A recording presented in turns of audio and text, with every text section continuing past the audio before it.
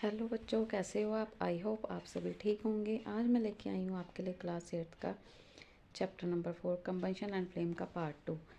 इसके first part में हमने कंबंशन के बारे में पढ़ा, उसके टाइप्स के बारे में पढ़ा। अगर आपने इसके फर्स्ट पार्ट की वीडियो नहीं देखी तो लिंक डिस्क्रिप्शन बॉक्स में दे रखा है, प्लीज़ आप पहले उसको ज़रूर देखना।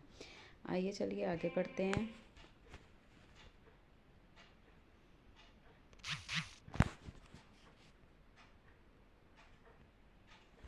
सबसे पहले पढ़ेंगे हम इग्निशन टेम्परेचर के बारे में। उसके बाद पढ़ेंगे इनफ्लेमेबल सब्सटेंसेस कौन कौन से होते हैं और फायर को प्रोड्यूस करने के लिए कौन कौन सी रिक्वायरमेंट चाहिए, फ्लेम क्या होती है, उसकी स्ट्रक्चर क्या होती है, हम फायर को कैसे कंट्रोल कर सकते हैं और बर्निंग ऑफ फ्यूल से कौन कौन से हार्मफुल इफ़ेक्ट्स होते हैं। आज हम ये सारे टॉपिक कवर करेंगे। आइए चलिए आगे बढ़ते हैं।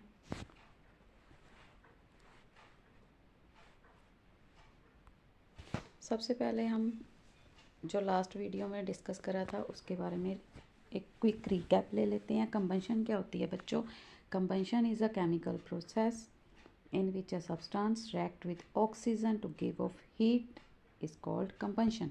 ऐसा केमिकल प्रोसेस है जिसमें कोई भी सब्सटेंस ऑक्सीजन से रिएक्ट करे और हीट और लाइट जनरेट करे, उसको क्या कहते हैं, कंबंशन।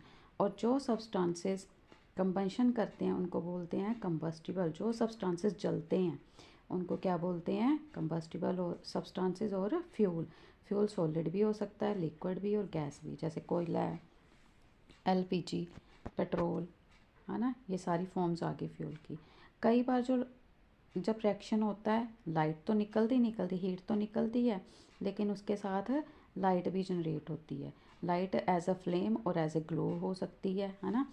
पढ़ा था ना हमने लास्ट वीडियो में, फ्लेम क्या होता है, ग्लो क्या होता है। जैसे आप कैंडल को जलाते हो तो वो क्या देती है, फ्लेम देती है, फ्लेम की तरह जलती है। लेकिन जब आप कोयले को जलाते हो तो कोयले में कोई फ्लेम नहीं निकलता, वो सिर्फ ग्लो करता है, रेड रेड कलर में ग्लो करता है।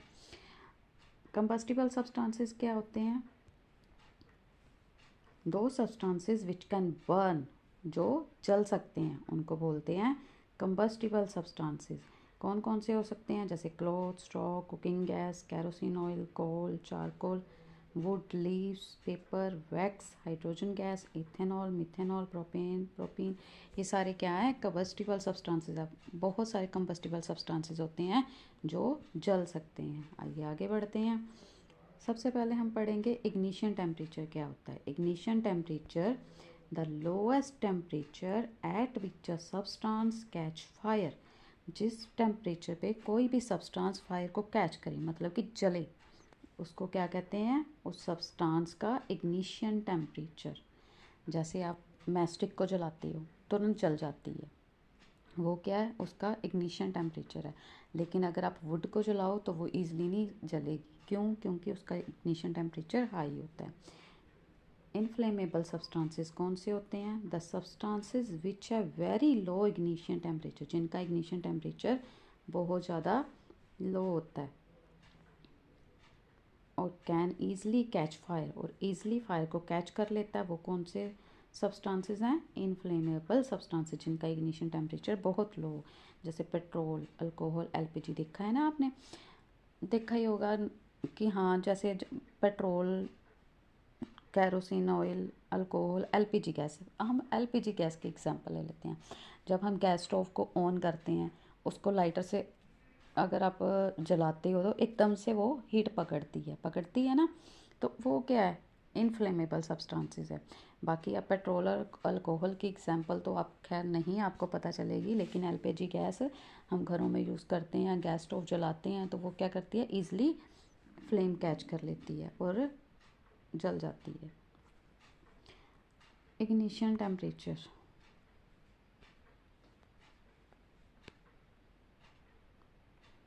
बेटा इग्निशन टेम्परेचर के बारे में हमने अभी पढ़ा कि क्या होता है,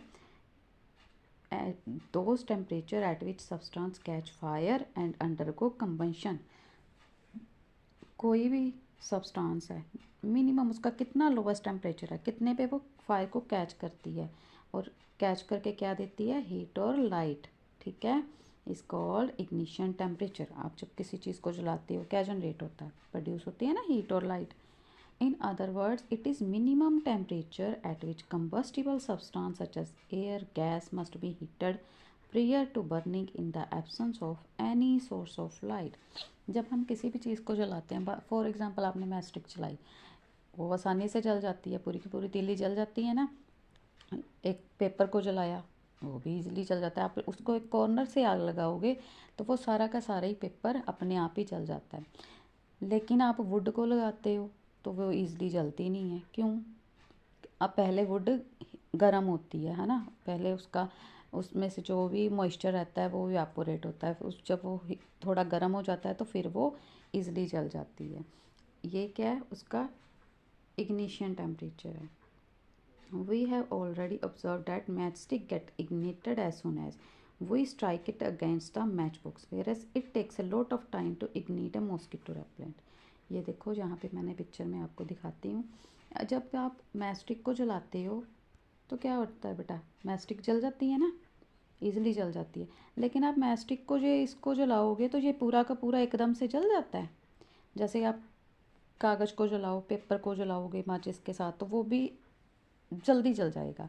लेकिन आप मॉस्किटो रेपेलेंट को एक कॉर्नर को जला रहे हो तो ये सारा का सारा उसी टाइम जल्दी से जल जाएगा। पहले तो ये हीट पकड़ता है ना, गर्म होता है। और आपको ये भी पता होगा कि ये ग्लो करता है, इसमें से फ्लेम नहीं निकलती मॉस्किटो रेपेलेंट से, ये ग्लो करता है। और क्या होगा, ये काफ़ी देर तक गर्म होता है, फिर ये चलता है ना। ये क्या है? इसका इग्निशन टेम्परेचर है। जैसे इसने कितनी देर में हीट पकड़ी, माचिस की तीली जल्दी पकड़ती है, मॉस्किटो रेपेलेंट देर से पकड़ता है, पेपर जल्दी पकड़ता है, वुड को भी टाइम लगता है ना। कई चीज़ें हैं वो तुरंत नहीं जलती, लेकिन कई चीज़ें हैं जो तुरंत जल जाती हैं। आइए आगे बढ़ते हैं। Inflammable substances.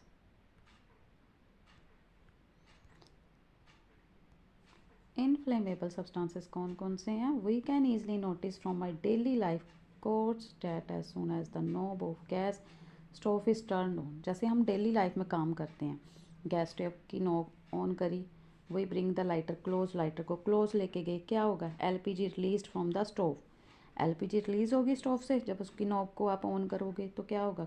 It easily catch fire.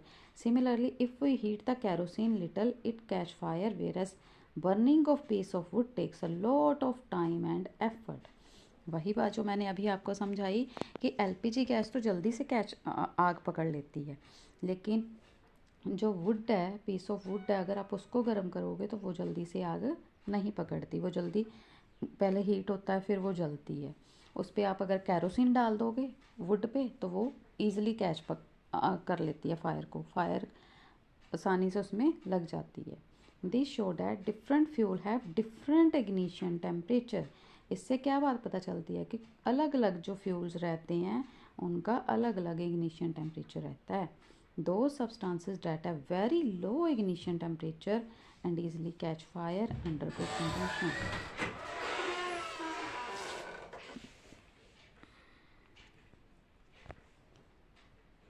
Those substances that have very low ignition temperature and easily catch fire undergo combustion are termed as inflammable substances.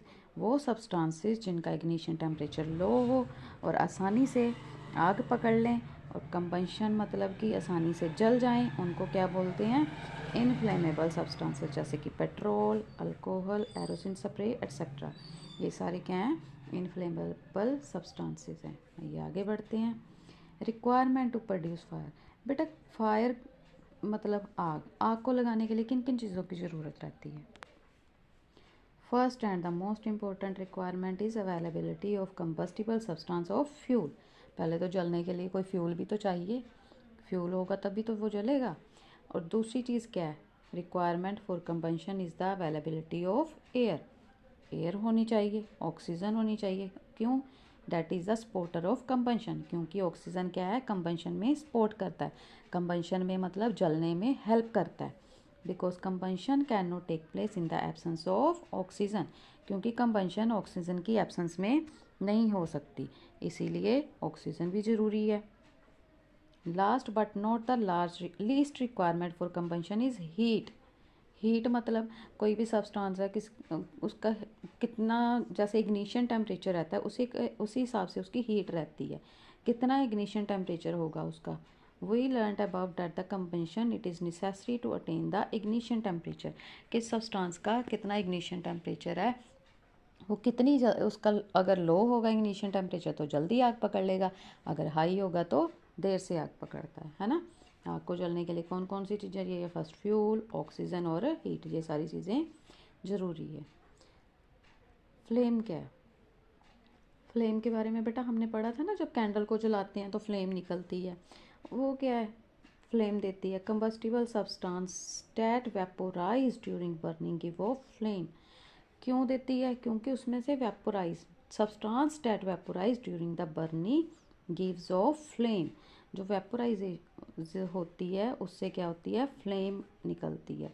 For instance if a wire is brought near the flame of burning candle. For example आप candle को, एक जलती हुई candle की जो flame निकल रही है उसके पास एक वायर को लेके गए तो क्या होगा, that portion near the flame, जो फ्लेम के पास का पोर्शन है, become black due to the deposition of unburned carbon particles. इतना तो हमें पता, हर चीज़ में कार्बन प्रेजेंट होता है ना। अगर हम कैंडल जल रही है उसके ऊपर वायर को रखेंगे तो वायर वहाँ से क्या हो जाएगी, सारी ब्लैक हो जाएगी। क्यों होती है, for the deposition of unburned carbon particles existing in the luminous zone of the flame. Similarly, burning of the wax and kerosene also vaporize during burning. कि जब कैरोसिन चलाते हैं, वैक्स चलाते हैं, तब भी वेपोराइजेशन होती है जिसके कारण ब्लैक अनबर्नड डेपोजिशन निकलती है। On the other hand charcoal does not vaporize, charcoal जो है वो वेपोराइज नहीं होता, hence does not produce flame on burning. तो आपने देखा है ना, कोयला जब जलता है उसमें से फ्लेम निकलती है नहीं, क्यों, क्योंकि उसमें अनबर्न्ड कार्बन पार्टिकल्स नहीं होते, इसलिए उसमें से फ्लेम नहीं निकलती और वो ग्लो करता है। जिसमें ये वेपोराइज होएंगे पार्टिकल्स, उसी में डिपोजिशन होएगी ब्लैक सब्सटेंसेस की। यहाँ पे आपको एक स्ट्रक्चर दिखा रखी है कैंडल की, ये देखो, ये इसकी लेयर है, आउटर मोस्ट लेयर, ये देखो ब्लू कलर की जो लेयर आपको दिखाई दे रही होगी, ये क्या है, यहाँ पे कंप्लीट कंबंशन होता है। सेकंड कौन सी है, ये जो येलो कलर की है, ये क्या है, मिडल जोन है। और जो ये इनर मोस्ट है जो यहाँ पे है, ये क्या है, innermost zone unburnt wax vapours. यहाँ पे वैक्स वेपर्स बनते हैं जो उड़ के यहाँ तक जा, ऐसे अगर आप इसको आधे आधे यहाँ पे कोई भी सब्सटेंस रख के आप गर्म करोगे तो क्या होगा कि वो काला हो जाएगा। ठीक है, ये जो बाहर का पार्ट रहता है, आउटर मोस्ट लेयर रहती है, ये सबसे ज़्यादा हॉटेस्ट पार्ट रहता है। और जो ये यहाँ पे जो सबसे इनर मोस्ट लेयर है, ये लीस्ट हॉट रहती है, मतलब कि कम गर्म रहती है। आइए चलिए आगे बढ़ते हैं। How do we control the fire, fire को हम कैसे कंट्रोल कर सकते हैं। जैसे अभी हमने पढ़ा कि कोई फायर को जलाने के लिए कौन कौन सी चीज़ों की रिक्वायरमेंट रहती है, फ्यूल, एयर और हीट। अगर हमने फायर को कंट्रोल करना है तो क्या करेंगे, इनमें से कोई भी एक चीज़ हटा दो, फ्यूल या एयर सप्लाई को कट कर दो, हीट जिससे हीट दे रहे हैं, कोई भी सब्सटेंस जिससे हम किसी चीज़ को जला रहे हैं वो भी ना हो। Fire can be control by removing any one of more of these condition. इनमें से कोई भी एक चीज़ की सप्लाई नहीं होगी तो फायर नहीं जलेगी। Fire extinguisher cut off the supply of air और bring down the temperature of the fuel और both control the fire. Fire extinguisher क्यों यूज़ करते हैं फायर को बुझाने के लिए, आग लगी हो तो यूज़ करते हैं ना फायर एक्सटिंग्विशर। क्यों करते हैं, क्योंकि वो एयर की सप्लाई को कट ऑफ कर देता है, ख़त्म कर देता है, जिससे टेम्परेचर जो है डाउन हो जाता है फ्यूल का और फायर जो होती है कंट्रोल हो जाती है। इसके अलावा और कौन कौन से मेथड है, आइए पढ़ते हैं। How we can control the fire, by removing off the fuel, cut off the air supply, cutting off the heat और lowering the temperature of the fuel. जो फ्यूल है उसका टेम्परेचर लो कर दिया जाए, या हीट जिससे हम उसको जलाते हैं वो सब्सटेंस ही हटा दिया जाए। व्हेन वुड पेपर और cloth on fire we can use water. जब कहीं लकड़ी में, पेपर में या कपड़ों पे आग लग जाए तो हम क्या यूज़ करते हैं, वाटर यूज़ करते हैं, पानी को यूज़ करते हैं आग को बुझाने के लिए। वाटर क्या करता है, lowers the temperature of burning material. Water का क्या काम है, जो बर्निंग मटेरियल जो भी चीज़ जल रही है उसके टेम्परेचर को लो डाउन कर देता है ना, कम कर देता है। एंड दस द फायर स्टॉप बर्निंग, और आग लगनी बंद हो जाती है, कंट्रोल हो जाती है, आग बुझ जाती है। उसके अलावा क्या करना चाहिए, water can be use to extinguish fire. Water को तो हम आग बुझाने के लिए यूज़ करते हैं, लेकिन हमको वाटर को कहाँ पे यूज़ करना चाहिए ये भी हमें पता होना चाहिए। अगर हमें कहीं कपड़ों में या पेपर में कहीं भी आग लगी है तो हम यूज़ कर सकते हैं वाटर को, but in electrical fire this would be dangerous method to use the water conduct electricity. हमें पता है कि वाटर क्या है, गुड कंडक्टर ऑफ इलेक्ट्रिसिटी है। अगर वो गुड कंडक्टर ऑफ इलेक्ट्रिसिटी है, बिजली के कारण आग लग रही है, आप उस पर पानी फेंकोगे तो क्या होगा, वाटर कंडक्ट कर लेगा इलेक्ट्रिसिटी को, जो जिससे क्या होगा, और हार्मफुल हो जाएगा, है ना, और ख़तरनाक हो जाएगा। This method won't work in case of oil और पेट्रोल फायर। अगर ऑयल के कारण, कैरोसिन ऑयल के कारण या पेट्रोल के कारण आग लगी है तब भी हम पानी नहीं फेंक सकते। क्यों, क्योंकि जो पानी रहता है, जो ऑयल रहता है और जो पेट्रोल रहता है वो क्या होता है, पानी से हल्का होता है और पानी के ऊपर लेयर बना लेता है। आप पानी फेंकोगे उसके ऊपर पेट्रोल की लेयर बन जाएगी, उससे क्या होगा, oil floats on the water and hence continue to burn, तो तब भी वो जलता रहेगा। इसीलिए हमें ध्यान रखना चाहिए कि कौन से सब्सटेंसेस पे आग लगी है और हमें पानी को यूज़ करना चाहिए या नहीं करना चाहिए, ठीक है। इसके अलावा using fire extinguisher will be a brilliant idea. Brilliant idea है, क्यों है भाई, इट कंटेन कार्बन डाइऑक्साइड, क्योंकि इसमें कार्बन डाइऑक्साइड होती है। कार्बन डाइऑक्साइड क्या करती है, बिंग हैवियर देन ऑक्सीजन, ये ऑक्सीजन से हैवी होती है और फायर को कवर कर लेती है, और फायर और ऑक्सीजन के कॉन्टैक्ट को क्या कर देती है, ब्रेक कर देती है, ठीक है। तो जो ऑक्सीजन नहीं होएगी, ऑक्सीजन की सप्लाई बंद हो जाएगी, तो फायर कहाँ से आएगी, क्योंकि फायर लगने के लिए तो ऑक्सीजन की सप्लाई होगी, तभी वो और ज़्यादा आग पकड़ती है। जितनी ज़्यादा ऑक्सीजन मिलेगी वो उतनी और ज़्यादा आग पकड़ेगा। लेकिन अगर ऑक्सीजन की सप्लाई ही कट ऑफ हो जाए तो सब्सटेंस में आग नहीं लगेगी। इसीलिए फायर एक्सटिंग्विशर क्या है, एक गुड आइडिया है। ये क्या करती है, also cool down the fuel because carbon dioxide stored under the pressure in cylinder. Cylinder में कार्बन डाइऑक्साइड भरी जाती है, जिस क्या होती है, ये एक्सपैंड हो जाती है, क्योंकि ये गैस होती है इसलिए एक्सपैंड हो जाती है और कूल डाउन कर देती है। It does not harm the electrical equipment too, और ये जो इलेक्ट्रिकल इक्विपमेंट होते हैं, जो इलेक्ट्रिकल का सामान रहता है उसको भी ये हार्म नहीं करती। उसके अलावा spreading of dry powder of chemical, जैसे बेकिंग सोडा है, पोटाशियम बाइकार्बोनेट है, ये भी क्या है, कार्बन डाइऑक्साइड रिलीज़ करते हैं, और इनका स्प्रे भी करो तो ऑक्सीजन की सप्लाई कट ऑफ हो जाएगी और आग बुझ जाएगी। अगर फ्यूल जलता है तो उसके कुछ हार्मफुल इफ़ेक्ट्स भी होते हैं। आइए चलिए पढ़ते हैं इन इफ़ेक्ट्स के बारे में।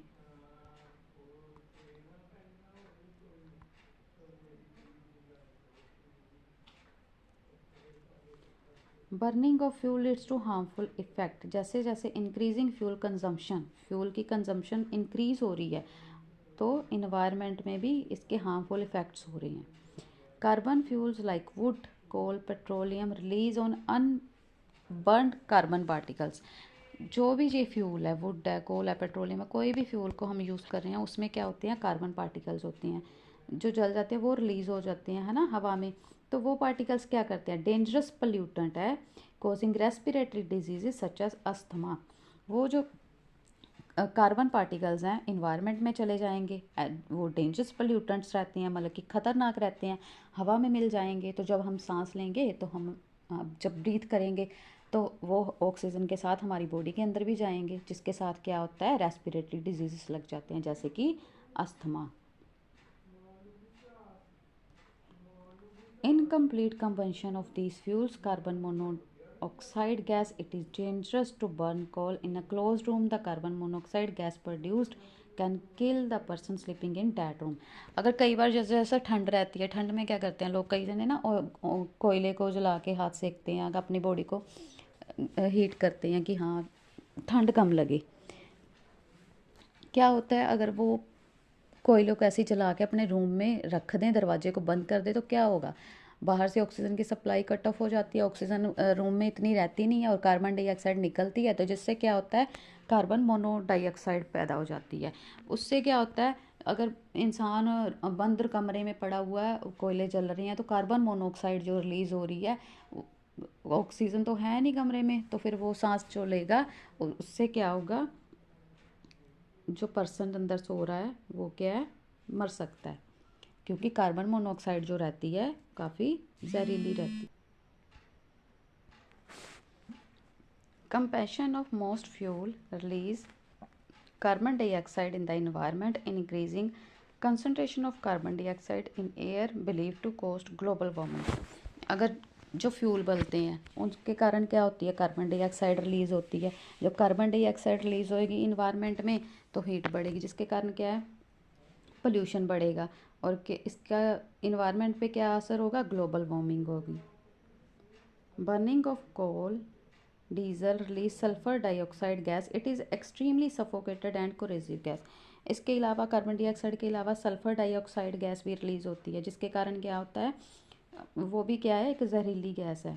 Petrol engine give of gases oxide of nitrogen. जब पेट्रोल इंजन चलते हैं, हमें तो सभी को पता ही है ना, जैसे पेट्रोल को यूज़ करते हैं एज ए फ्यूल यूज़ करते हैं इन द व्हीकल्स, कोई भी व्हीकल चल रही है, ऑटोमोबाइल्स हैं, इनमें क्या होता है, पेट्रोल यूज़ होता है। तो इसमें क्या, जब पेट्रोल जलता है तो गैसें कौन सी रिलीज़ होती हैं, nitrogen of oxide, oxide of sulphur and nitrogen. ये क्या होता है, रेन वाटर में डिज़ोल्व हो जाते हैं। उसके बाद जो बारिश होती है तो कौन सी बारिश कैसी होएगी, एसिड रेन होएगी, जो कि हार्मफुल रहती है, जिसके कारण कई बिल्डिंग्स वगैरह भी ख़राब हो रही हैं। आई होप आपको ये सारे टॉपिक क्लियर हो गए होंगे, जो भी आज हमने पढ़ा। आई होप आपको ये सारे टॉपिक क्लियर हो गए होंगे। अगर आपको कोई टॉपिक नहीं समझ में आया तो प्लीज़ आप कमेंट करके ज़रूर बताना, मैं आपके सारे डाउट क्लियर करूँगी। उनके लिए एक अलग से वीडियो लेके आऊँगी। अगर आपको वीडियो अच्छी लगी तो प्लीज़ लाइक करना, subscribe and share. Thank you.